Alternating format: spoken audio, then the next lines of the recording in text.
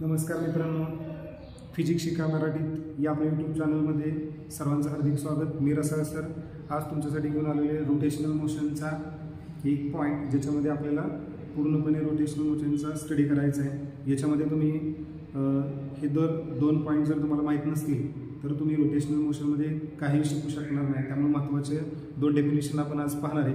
आता याच्यामध्ये पहिली जी डेफिनेशन आहे इनर्शियाची आहे. पहिल्यांदा आपल्याला कळलं पाहिजे की इनर्शिया म्हणजे नेमकं काय. इनर्शियाला आपण मराठीमध्ये काय म्हणतो, आपण जडत्व. काय म्हणतो आपण? जडत्व. आता जडत्व ही जी गोष्ट आहे ती आपल्याला एखादी गोष्ट पाहिल्यानंतरच समजते की ती वस्तू जड आहे का नाही. बरं, ती वस्तू जड आहे का नाही हे आपण कशावरून ठरवतो? काय सांगता येईल आपल्याला? कोणती वस्तू जड आहे का नाही हे ठरवण्यासाठी तुम्हाला त्या वस्तूच्या वस्तुमानाचा विचार करावा लागतो, बरोबर. मग तसंच इनर्शिया हा कुणावर डिपेंड असतो? मासवर डिपेंड असतो, कोणत्याही वस्तूच्या वस्तुमानावर, बरोबर. मग आता इनर्शियाचं ॲक्च्युअल अर्थ काय आहे?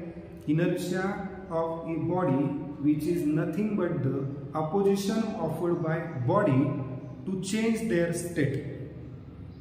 म्हणजे समजा एखादी वस्तू ही गतिमान अवस्थेमध्ये असेल तर ती वस्तू त्याची गतीमधून स्थिरतेमध्ये येण्यासाठी विरोध करते, किंवा एखादी वस्तू स्थिर असते परंतु जर आपल्याला त्याला गतीमध्ये आणायचं असेल आणि आपण एक्सटर्नल फोर्सनं प्रयत्न केला तर ती वस्तू काय करते? स्थिर अवस्थेतून गतीमध्ये येण्यासाठी विरोध करत असते. म्हणजे it offer opposition to change the state which is nothing but the inertia of that body, बरोबर. आता इनर्शियाची ॲक्च्युअल डेफिनेशन जी आहे, मॅथमॅटिकल डेफिनेशन, ती आपण पाहणार आहे. बघा, या ठिकाणी इनर्शिया आपण रिप्रेझेंट करत असतो कॅपिटल आय, बरोबर. आता इथं जे दिले ते काय? Summation goes from 1 to n, I for integer, आणि हे समेशन कुणाचे? mi into R I square.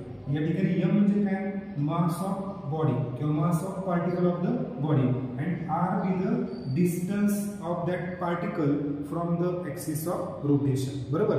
मग आता ही जी डेफिनेशन आहे यानुसार आपण काय करत असतो? इंटिजरची व्हॅल्यू टाकत असतो. पहिल्यांदा काय? फर्स्ट पार्टिकल आहे समजा, इथं काय येणार? m1 r1 चा स्क्वेअर. सेकंड पार्टिकल साठी काय येणार? m2 r2 चा स्क्वेअर, आणि n नंबर पार्टिकल साठी काय येणार? mn rn चा स्क्वेअर. आणि या सगळ्याची ऍडिशन म्हणजे काय? मोमेंट ऑफ इनर्शिया, बरोबर. आता मोमेंट ऑफ इनर्शियाचा फॉर्म्युला जर आपण पाहिलं तर मास इंटू रेडियसचा स्क्वेअर. मग या साईडला जर काय आपल्याला सांगायचं असेल तर मासचे या साईड काय? किलोग्रॅम, आणि रेडियसचा स्क्वेअर काय? मीटरचा स्क्वेअर. त्यानंतर डायमेन्शन मध्ये काय येणार? किलोग्रॅमची पॉवर 1 आहे, मग m ची पॉवर काय येणार? 1. इथं मीटरची पॉवर किती आहे? 2. मग l ची पॉवर किती? 2. आणि या ठिकाणी सेकंद आहे का? नाही. मग t रेज टू काय आलं? 0. म्हणजे या साईडला आलं किलोग्रॅम मीटर स्क्वेअर, आणि डायमेन्शन काय आले? m raise to 1 l raise to 2 t raise to 0. किलोग्रॅमचं ग्रॅम आणि मीटर स्क्वेअरचं सेंटीमीटर्स करून तुम्हाला CGS युनिट पण सांगता येईल. पण ऍक्च्युअल जर स्टेटमेंट सांगायचं असेल मोमेंट ऑफ इनर्शियाचं तर ते स्टेटमेंट काय असतं? डेफिनेशन बघा काय आहे त्याची. Moment of inertia of a body about any axis of rotation is defined as the sum of its product of its mass and the square of perpendicular distance from the given axis of rotation. म्हणजे बेरीज आहे. कुणाची बेरीज आहे? गुणाकाराची बेरीज आहे. कोणत्या दोन गोष्टींचा गुणाकार आहे? एक आहे पार्टिकलचं मास, आणि दुसरं जे पार्टिकल तुम्ही कन्सिडर केलाय त्या पार्टिकलचं ऍक्सिस ऑफ रोटेशन पासूनचं डिस्टन्स, त्या डिस्टन्सचा स्क्वेअर, या दोघांचा गुणाकार. असं फर्स्ट पार्टिकलसाठी m1 r1 स्क्वेअर काढावं लागेल, सेकंड पार्टिकलसाठी काढावं लागेल, n नंबर पार्टिकलसाठी काढावं लागेल, आणि टोटल तुम्हाला इनर्शिया भेटेल. समजलं का? Moment of inertia. Moment of inertia म्हणजे काय? Moment of inertia of a body about any axis of rotation is defined as the sum of product of its mass and square of perpendicular distance from the given axis of rotation. चला second definition आपण पाहूया. Radius of gyration. आता gyration म्हणजे काय? चक्कर किंवा गिरकी. चक्कर किंवा गिरकी, रोटेशन, त्याला आपण काय म्हणतो? गायरेशन. आता गायरेशन म्हणजे एक प्रकारचं काय लक्षात घ्या. रेडियस ऑफ गायरेशन म्हणजे एक प्रकारचं डिस्टन्स आहे. काही डिस्टन्स आहे. कशामधलं डिस्टन्स आहे? ही लाईन काय? Axis of rotation. काय आहे? Axis of rotation. आणि हा पॉइंट आहे, या पॉइंटला आपण म्हणतो सेंटर ऑफ मास. काय म्हणतो आपण? Centre of mass. म्हणजे ज्या पॉइंटला बॉडीचं संपूर्ण मास हे कॉन्सन्ट्रेट होतं त्या पॉइंटला आपण सेंटर ऑफ मास मानतो.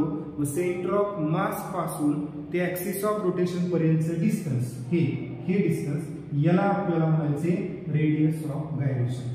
मग याची डेफिनेशन काय होणार? It is defined as the distance between axis of rotation and a point at which whole mass of body supposed to be concentrated.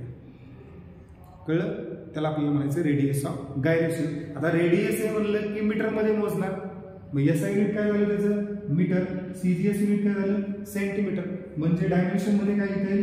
m⁻⁴, l⁻⁴, t⁻⁴. कारण इथं किलोग्राम आहे का? नाही. सेकंद आहे का? नाही.